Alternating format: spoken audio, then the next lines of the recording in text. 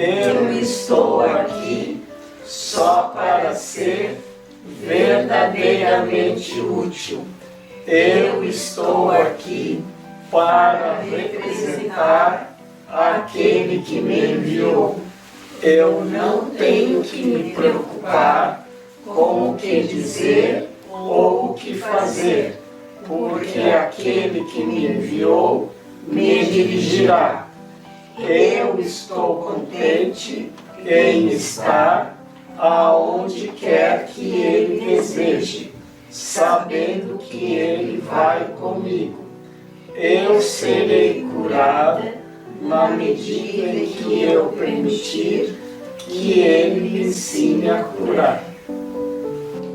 Tu que queres paz, só podes achá-la no perdão completo.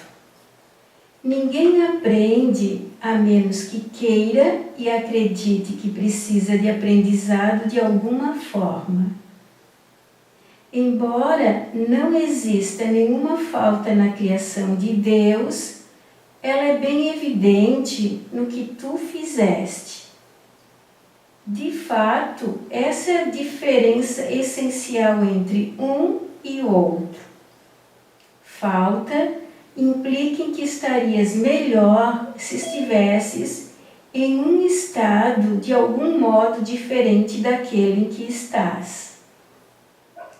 Até há, entre aspas, separação, que é o significado da, entre aspas, queda, nada estava faltando. Não existiam quaisquer necessidades. Necessidades só surgem quando tu te privas.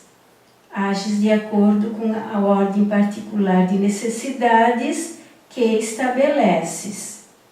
Isso, por sua vez, depende da tua percepção do que tu és.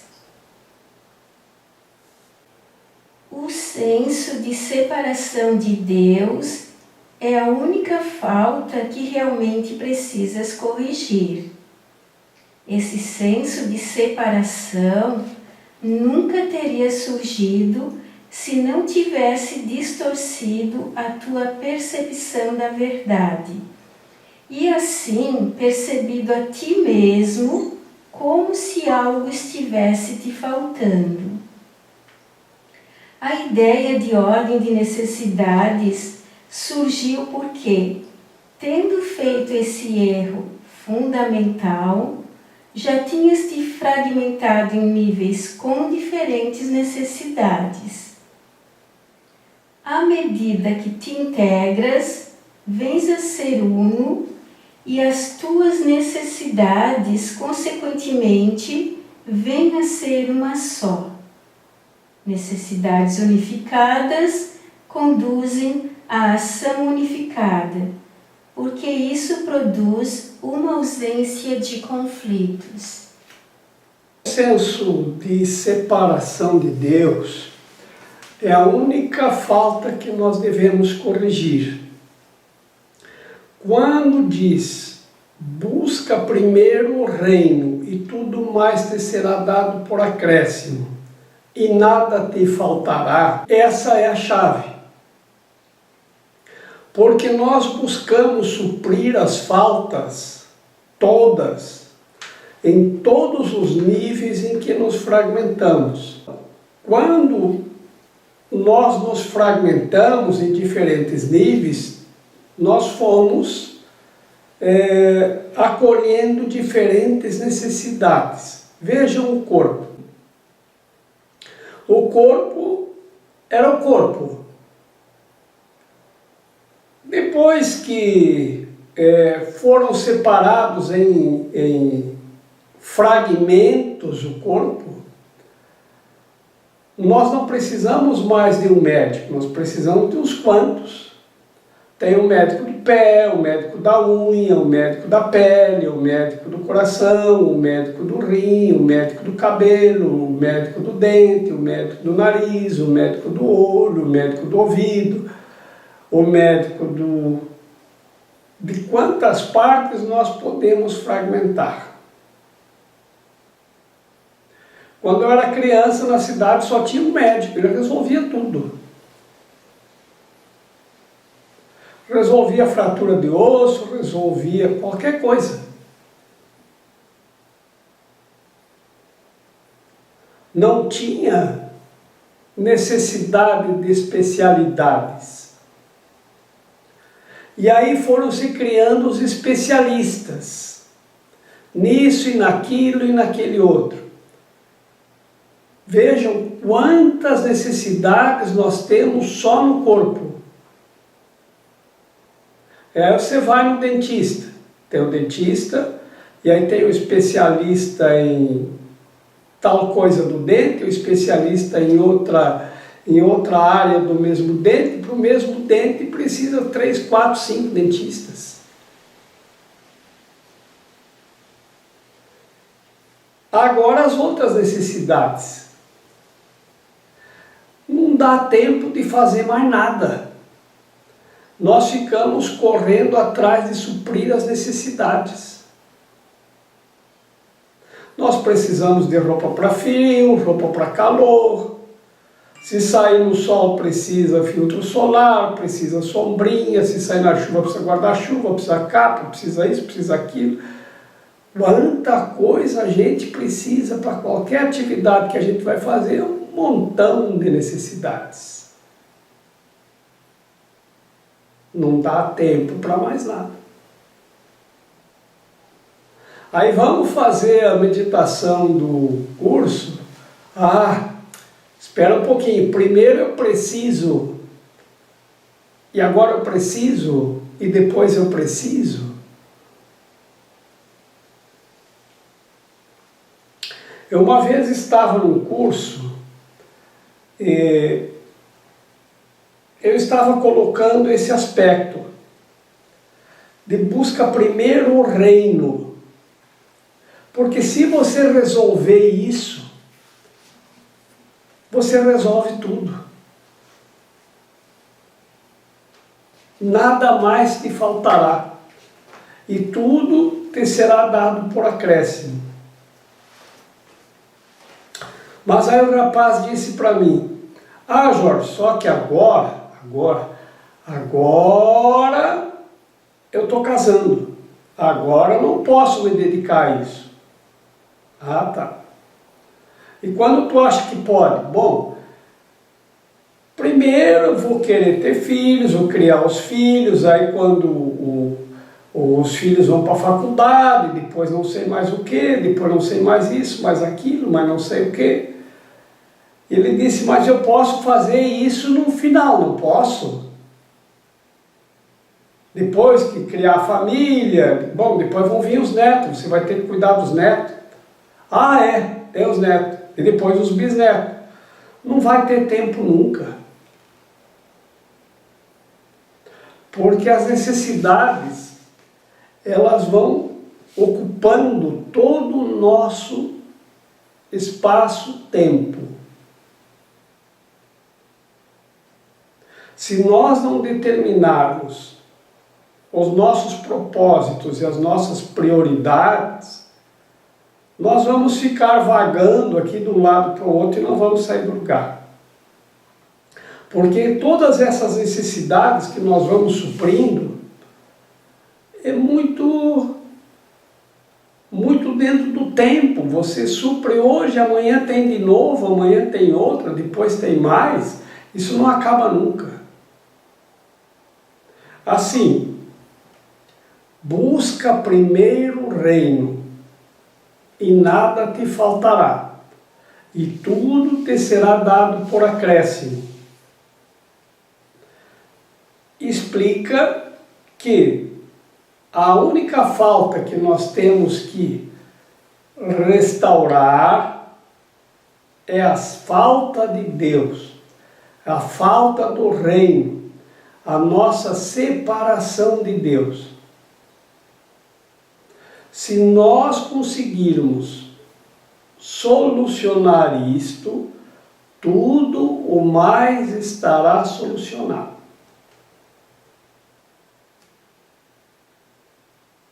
Então, as instituições dizem que a gente deve devotar 10%, o dízimo. E como é 10% do nosso tempo e do nosso investimento no nosso propósito de restaurar a conexão com Deus, de restaurar esta falta. Você imagina quantas horas tem um dia, quantos dias tem uma semana. Em uma semana tu vê quantas horas você tem que devotar por dia para alcançar o propósito. Eles dizem que com 10% você consegue. Aí vocês façam o cálculo.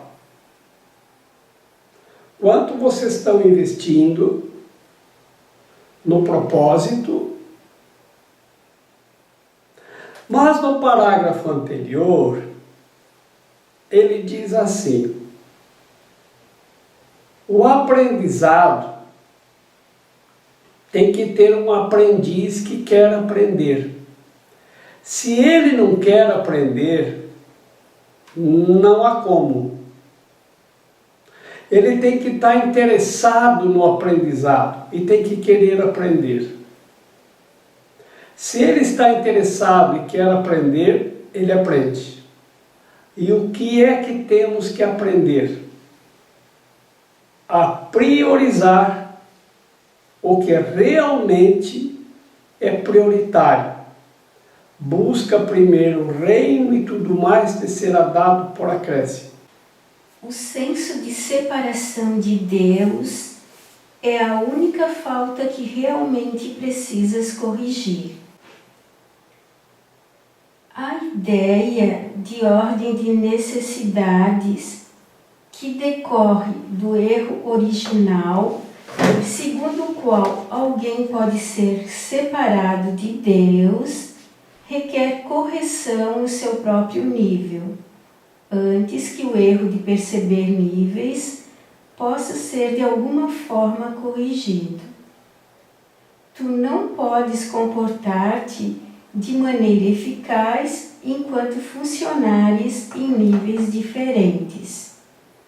Todavia, enquanto o fazes, a correção tem que ser introduzida verticalmente, de baixo para cima. Isso é assim porque pensas que vives no espaço, onde conceitos tais como para cima e para baixo são significativos. Em última instância, o espaço é tão sem significado quanto o tempo.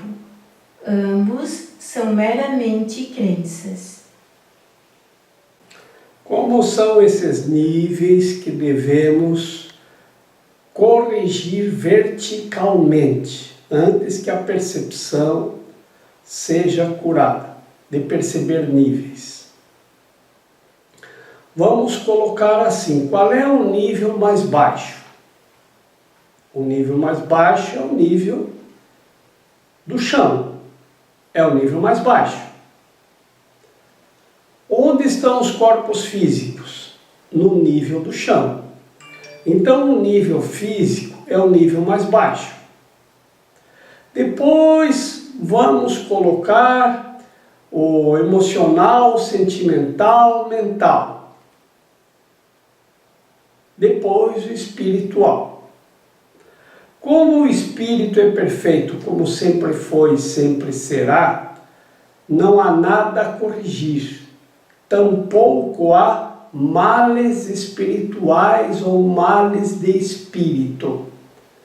Isso não existe. Isso é um erro de comunicação. É um erro de compreensão. Já é um erro de nível que tem que ser corrigido. Mas vamos começar pelo nível mais baixo. Como que eu tenho que fazer as correções nesse nível físico?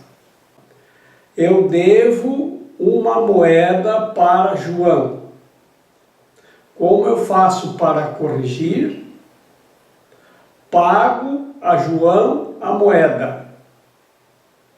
Assim eu vou acertando todos os erros no nível físico que eu cometi. Eu quebrei o vidro da janela do vizinho. Vai lá e corrige. Todos os níveis, tudo que está no nível físico, deve ser corrigido primeiro. Por quê? Porque isso é mais palpável, é mais fácil, é mais compreensível.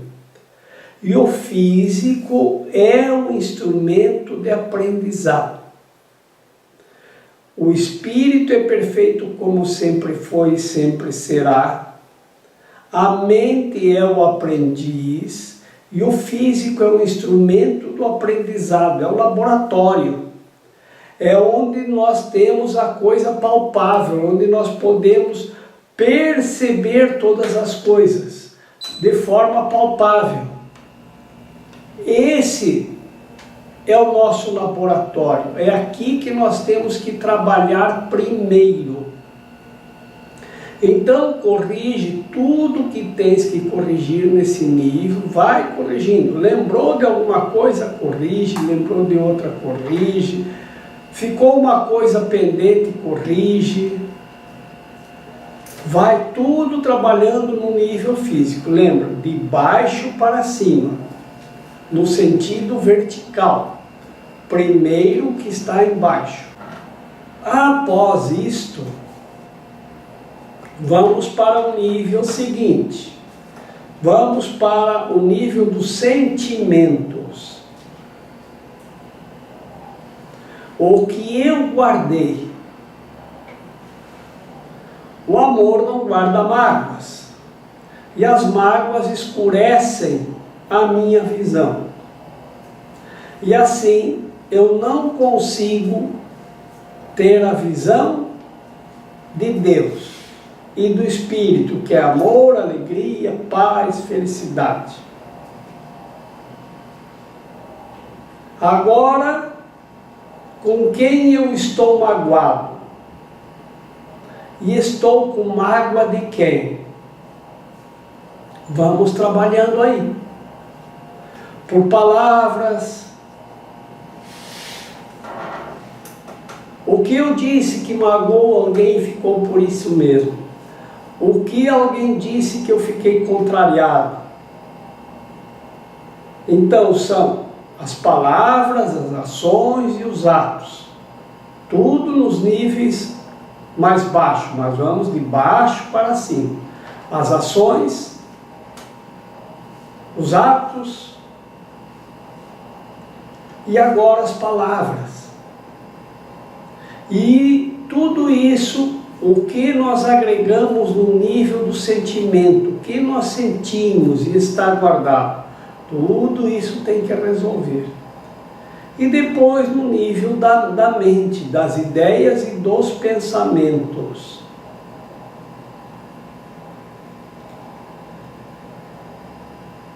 Então, por pensamentos, palavras, ações, atos e omissões. No nível físico, sentimental e mental. Nessa direção.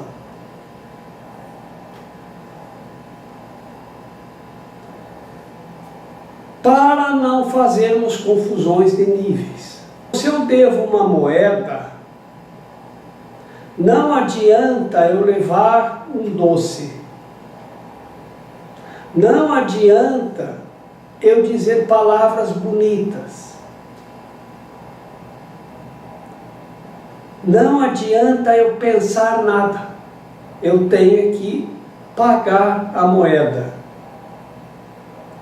Da mesma forma, se eu magoei alguém, não adianta eu levar uma moeda. Olha, eu te magoei, estou trazendo uma moeda aqui para você. Não. E isso gera mais conflitos. Então, para dissolvermos os conflitos, vamos no nível vertical, de baixo para cima. A correção tem que ser introduzida verticalmente, de baixo para cima.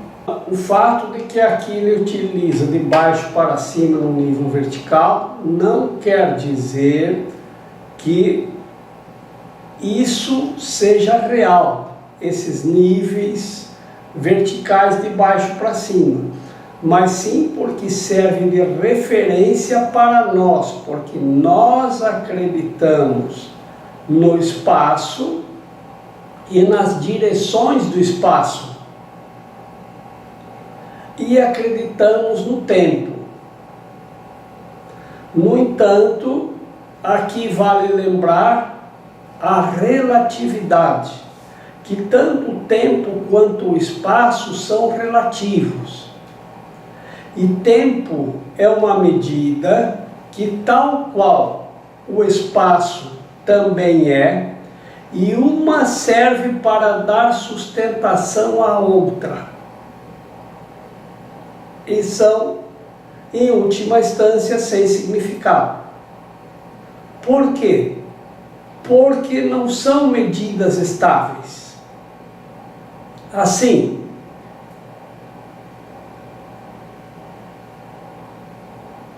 daqui até um outro ponto são 100 quilômetros. Vou determinar uma linha que começa num ponto e termina daqui a 100 quilômetros. É uma medida quilômetros, 100 quilômetros é uma medida de espaço.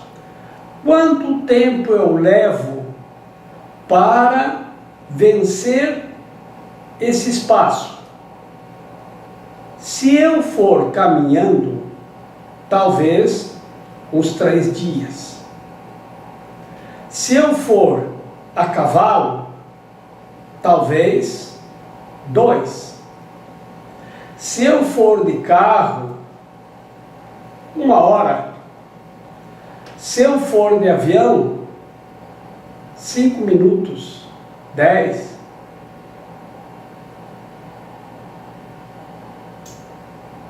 Então, vejam como é a relatividade. E por ser relativo, não podemos dar significado porque nem o tempo nem o espaço são estáveis. Porque se eu for a pé, 100 quilômetros é longe. Se eu for de avião, é muito perto.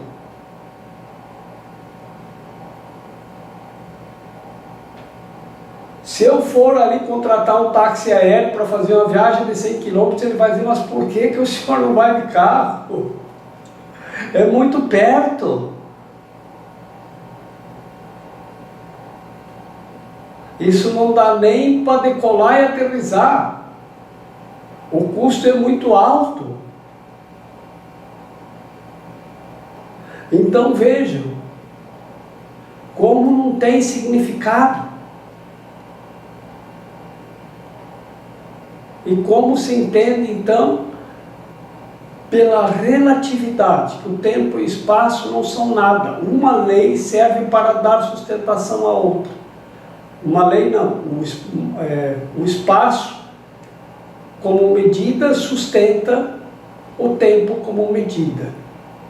Se retirarmos o tempo, o espaço deixa de existir. Se retirarmos o espaço, o tempo deixa de existir. Porque se eu retirar o espaço entre aqui e o ponto final, onde se completa 100 quilômetros, não há tempo. Não há tempo entre aqui e lá, porque não há espaço. Jorge, durante os exercícios, né, a gente vê como o ego da gente é forte, ele tem uma força. Porque ele te proporciona assim, não faz exercício hoje, não precisa, vai perder teu tempo. E tu escuta ele bem certinho mesmo, falando para tu não executar aquilo, assim, que, né, te põe em dúvida, se tu não ficar orando e vigiando, né? Então, enquanto tu estava lendo, ali, a Raquel estava lendo, estava explicando assim, eu senti várias sensações boas assim, no peito, né? Ver como é interessante a gente ter esse olhar e observar mesmo, esse olhar de vigilância, né? E sentindo essas sensações de paz mesmo que os exercícios proporcionam, né? Que, querendo ou não, também é desafiador, né? Porque é novo, né, para mim, no caso, e ao mesmo tempo a gente experiencia bastante coisa assim, que a gente entende que é um milagre, que é por causa desse curso que a gente está se propondo a fazer. Agora, mais consciente do que nunca.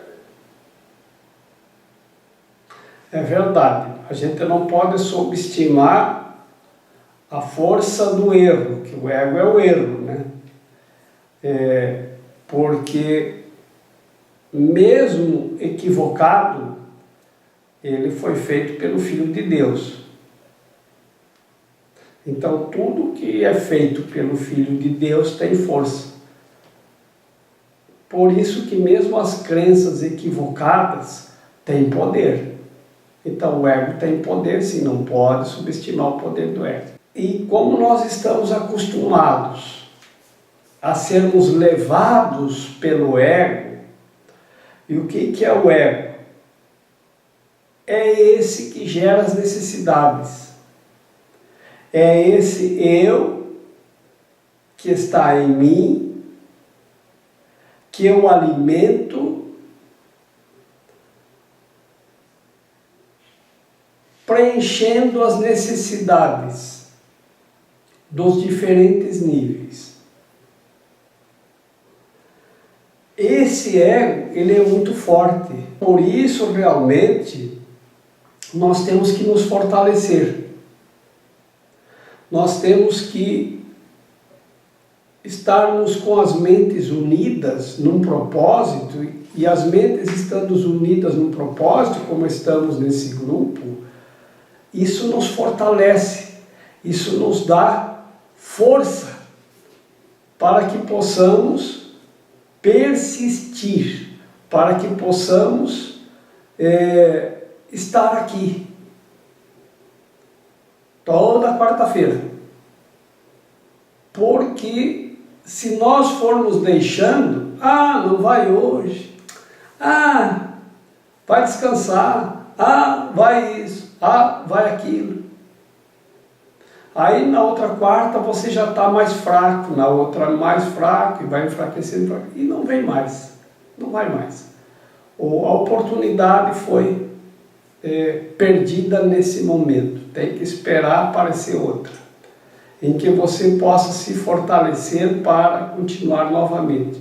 Isso é, contudo, que leva ao propósito de corrigir a falta, porque o ego é a falta em si. E ele não quer ser abandonado. E é difícil abandonar o ego. Nós temos que abandoná-lo. Não adianta lutar contra ele, não adianta. Nós temos que ir abandonando ele. Como a gente abandona? Buscando a correção de todos os equívocos, de baixo para cima, no sentido vertical. Aí nós vamos nos fortalecendo, cada vez nos fortalecemos mais.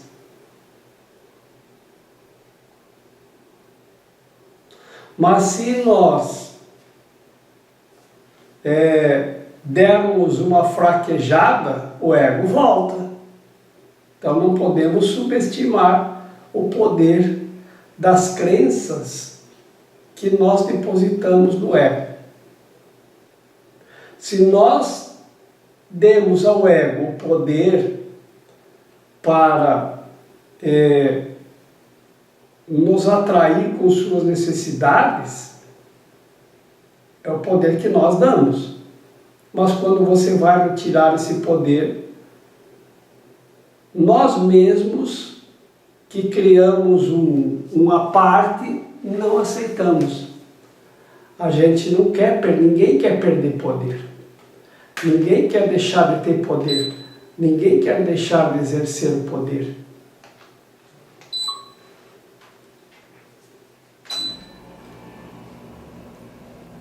E o ego, ele volta, se deixarmos.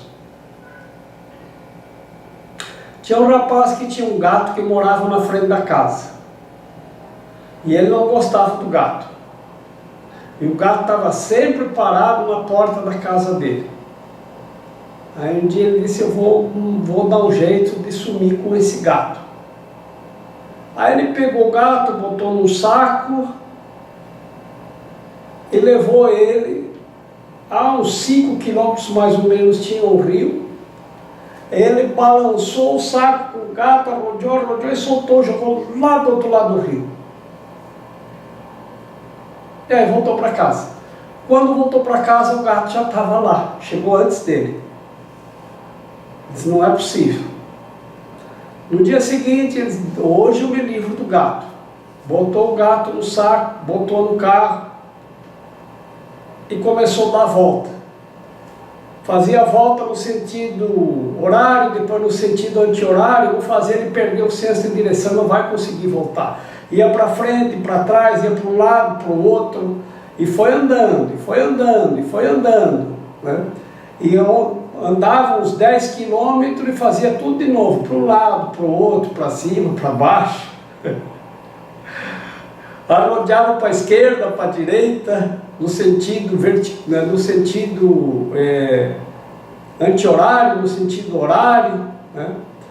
E aí largou o gato lá no meio do mato,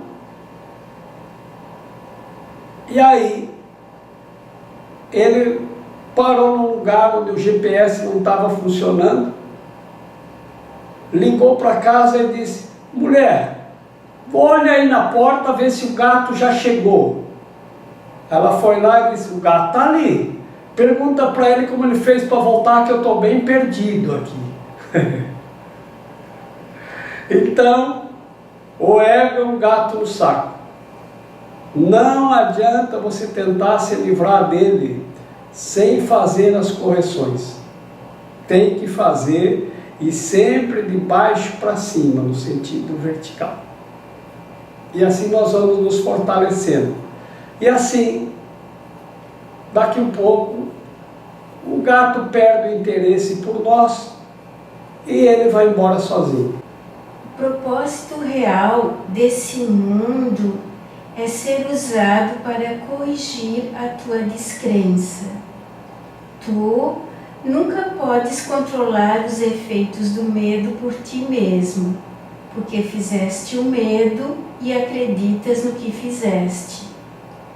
Em atitude, então, embora não no conteúdo, te assemelhas ao teu Criador, que tem fé perfeita em suas criações, porque Ele as criou. A crença produz a aceitação da existência. É por isso que tu podes acreditar em algo que ninguém mais pensa que é verdadeiro. É verdadeiro para ti, porque foi feito por ti. As pessoas podem acreditar em coisas totalmente sem cabimento, que você vai ver que aquilo não tem lógica, que aquilo não é verdade, que aquilo não cabe, que aquilo não existe. E pode levar outras pessoas a acreditar também. Por mais que seja uma mentira, que seja uma notícia falsa, que aquilo não é verdadeiro, se a pessoa coloca a sua crença naquilo, isso passa a ter força. Então, outra vez, não devemos subestimar o poder das crenças.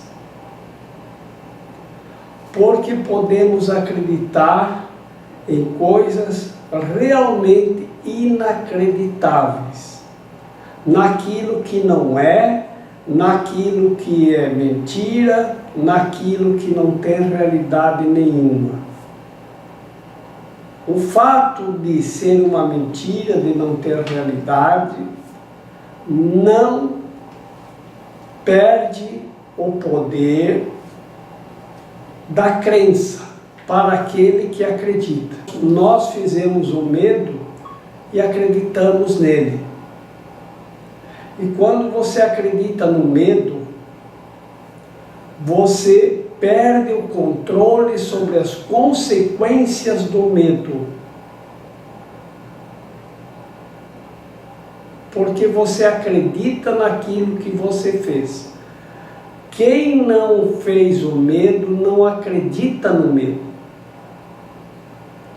E isso não lhe traz consequências.